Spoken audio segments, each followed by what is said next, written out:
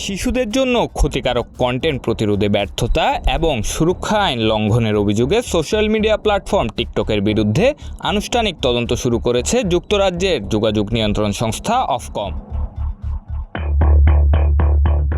প্রাথমিক পর্যায়ে আগামী 3 মাস বিভিন্ন তথ্য ও প্রমাণ সংগ্রহ এবং বিশ্লেষণ করা হবে।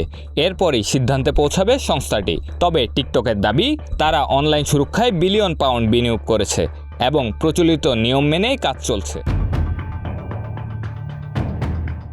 অনলাইন সুরক্ষা আইন অনুযায়ী অভিযোগ প্রমাণিত হলে বড় অঙ্কের জরিমানার মুখে পড়বে টিকটক। এক্ষেত্রে জরিমানার পরিমাণ হতে পারে 18 বিলিয়ন পাউন্ড বা প্রায় $24 মিলিয়ন, অথবা প্রতিষ্ঠানটির বিশ্বব্যাপী বার্ষিক আয়ে 10% জরিমানা করা হতে পারে।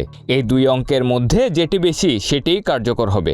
এমনকি পরিস্থিতি অত্যন্ত গুরুতর হলে যুক্তরাজ্যের টিকটক কার্যক্রম বন্ধের নির্দেশও দিতে পারে আদালত। এই তদন্তের ঘোষণা দিয়ে বৃহস্পতিবার অফকম জানায়, টিকটক তাদের প্ল্যাটফর্মে শিশুদের নিরাপত্তা নিশ্চিত করতে এবং বয়সের সত্যতা যাচাইয়ে দেশের অনলাইন সেফটি অ্যাক্ট যথাযথভাবে মেনে চলছে কিনা তা খতিয়ে দেখা হবে। সংস্থাটির পক্ষ থেকে জানানো হয়েছে, টিকটক ব্যবহারকারীদের বয়স নির্ধারণে যে প্রযুক্তি বা মডেল ব্যবহার করা হয় তা যথেষ্ট কার্যকর কিনা সেটি এই তদন্তের মূল বিষয়। অফকমের সাম্প্রতিক এক প্রতিবেদনে দেখা গেছে, টিকটকের বর্তমান পদ্ধতি অনেক ক্ষেত্রেই শিশুদের সঠিকভাবে শনাক্ত করতে পারছে না। ফলে উল্লেখযোগ্য সংখ্যক শিশু অনুপযোগী ও ক্ষতিকর কন্টেন্টের সংস্পর্শে আসছে।